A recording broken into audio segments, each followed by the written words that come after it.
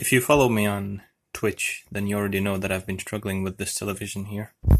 This is a 32-inch LG it's essentially 11 years old, and a lot of people would say it's not worth fixing, and I agree with that, but there's one more thing I can try. So what's going on with this is there's a panel that's the on-off switch,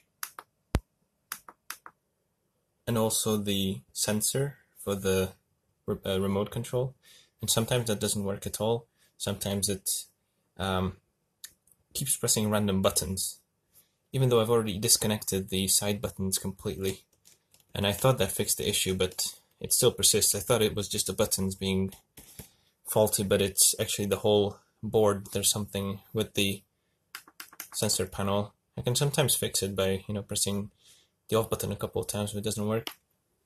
This wouldn't be an issue if this TV wasn't complete shit. In that I mean, if it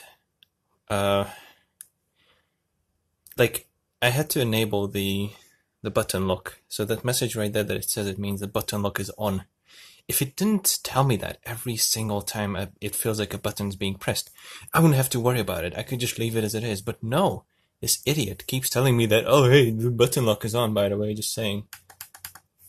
So yeah, removing the buttons didn't fix it. So last thing I'm going to try is I'm going to take out the panel, the sensor panel, and then recap it. It's got two SMD capacitors on it, and that's the only thing I can think of that could be wrong with it. So we'll go ahead and replace those and see if it fixes it. So this right here is the panel in question. As you can see, I've already removed the connector for the buttons on the side. So it worked for like a month or two. The problem was the input selector would keep being pressed. At least it thought that the input selector was kept being pressed.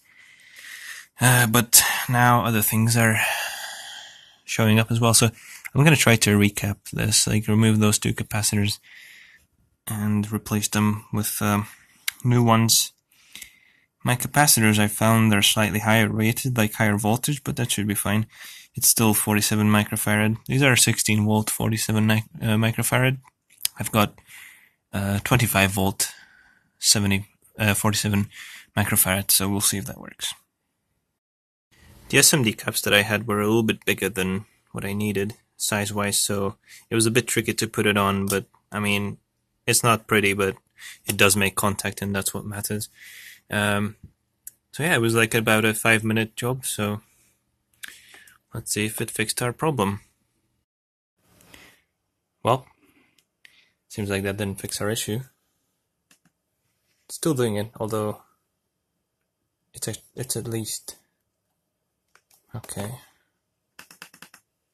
Hang on. Yep, that didn't help. The remote is being recognized, but still not good. What I think I'm going to do is I'm going to desolder the power button, because maybe that's going to fix our issues. And here we go. I've done something I should have done from the get-go.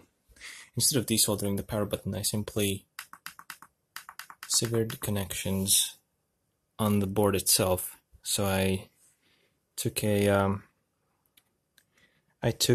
knife and then cut through about 3 traces or so, which are all for the buttons.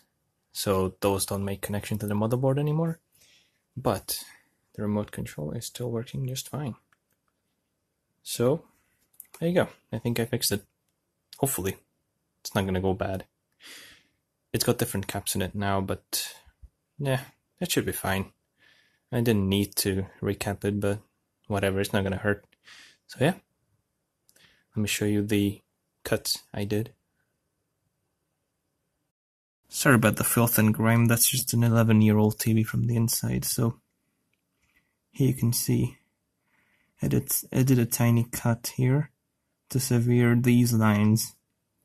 These are the incoming buttons over there, and the power button is also connected to it. So yeah, that's it. Thanks for watching.